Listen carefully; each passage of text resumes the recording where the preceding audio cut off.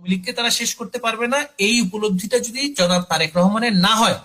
আসসালামু আলাইকুম রহমতুল্লাহ। প্রিয় দর্শক, বাইরে থেকে বাংলাদেশের প্রধানমন্ত্রীকে, ভারত থেকে বাংলাদেশের প্রধানমন্ত্রীকে হুমকি দিচ্ছে ফ্যাসিবাদের সেই সাবেক শিক্ষামন্ত্রী নওফেল।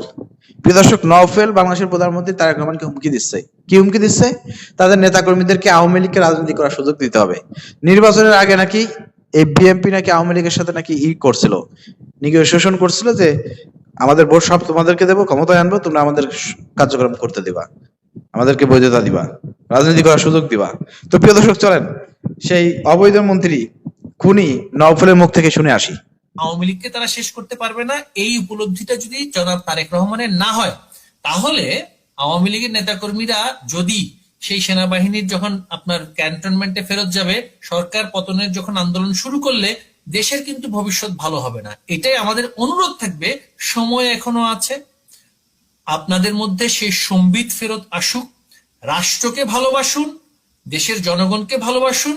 সেটা করার জন্য যা করার, আওয়ামী লীগকে স্পেস দিতে হবে, বৈধতা দিতে হবে, রাজবন্দীদেরকে মুক্তি দিতে হবে। আমাদের দাবি তিনটাই। আমরা আপনাদের পদত্যাগের কথা বলছি না, প্রক্রিয়া যাই হোক, আপনার পারফরমেন্স দেখতে চাই। পারফরমেন্স আপনি সংসদে দেখান, রাষ্ট্র পরিচালনার ক্ষেত্রে দেখান। আমরা আপনার সাথে মৌন সমর্থন দিয়েছি বলেই আপনি ক্ষমতায় এসেছেন, আপনি ভুলে যাবেন না। এই সমর্থন সরে গেলে কিন্তু আপনার ক্ষমতা আর থাকবে না। প্রিয় দর্শক, আপনারা শুনলেন, এর আগেও আপনার অবৈধ খুনি হাসিনা একটা ফোন কল ফাঁস হয়েছিল, সেখানেও কিন্তু সে এই মন্তব্য করেছিল যে কথা দিয়ে বিএনপি কথা রাখে নাই। ঠিক আছে, তো আসলে এভাবেই হয়েছে ইলেকশন ইঞ্জিনিয়ারিং এর সঙ্গে সঙ্গে আওয়ামী লীগে ভোট পাওয়ার জন্য হয়তো তলে তলে নেগোসিয়েশন করতে পারে, আবার বিএনপি কে কালার করার জন্য এটা ওদের একটা সাধারণ ফাঁদও হতে পারে। নাও মানে এটা বিএনপির একটা ফাঁদও হতে পারে, মানে বিএনপি কে ফাঁদে ফেলানোর জন্য এটা আওয়ামী লীগের একটা ফাঁদ হতে পারে।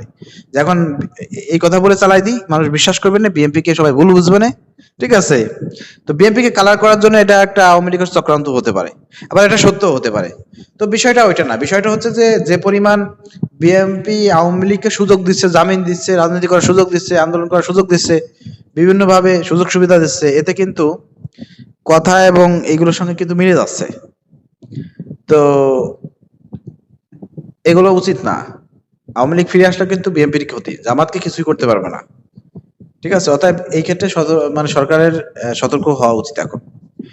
ঠিক আছে, সতর্ক হওয়া উচিত। আগে যা করছেন না করছেন, কিন্তু আওয়ামী লীগ প্রশ্নে জনগণের সঙ্গে প্রতারণা করেন না। ঠিক আছে, আওয়ামী লীগ ছাত্রলীগ যদি বাংলাদেশে ফিরে আসে, আপনাদের অবস্থা খারাপ হবে, জামাতের কিছুই হবে না। ঠিক আছে, অতএব বাংলাদেশে যদি ক্ষমতায় থাকতে চান, দেশ পরিচালনা করতে চান, জামাতকে সঙ্গে নিয়ে চলতে হবে, জামাতকে সাথে নিয়েই করতে হবে। জামাত পতনের চিন্তা করলে, জামাতকে উৎখাত করার চিন্তা করলে পারে আওয়ামী লীগ যে পরিণতি হয়েছে আপনাদের সে পরিণতি হবে। আর একমাত্র জামাতই আপনাদেরকে ক্ষমতায় রাখতে পারে। জামাত যদি মনে করে যে আপনাদেরকে ক্ষমতায় রাখবে না, তাহলে আপনারা ক্ষমতায় থাকতে পারবেন না। অর্থাৎ জামাতকে মাইনাস করার চিন্তা করেন না। জামাতকে মাইনাস করতে গিয়ে আওয়ামী লীগকে সুযোগ সুবিধা দিতে যাচ্ছেন, এটা একদমই আপনাদের ভুল হবে। আওয়ামী লীগের এই ফাঁদে আপনারা পা দিয়েন না, এটা আপনাদেরকে সতর্ক করলাম। প্রিয় দর্শক, ভিডিও শেয়ার করে দেন।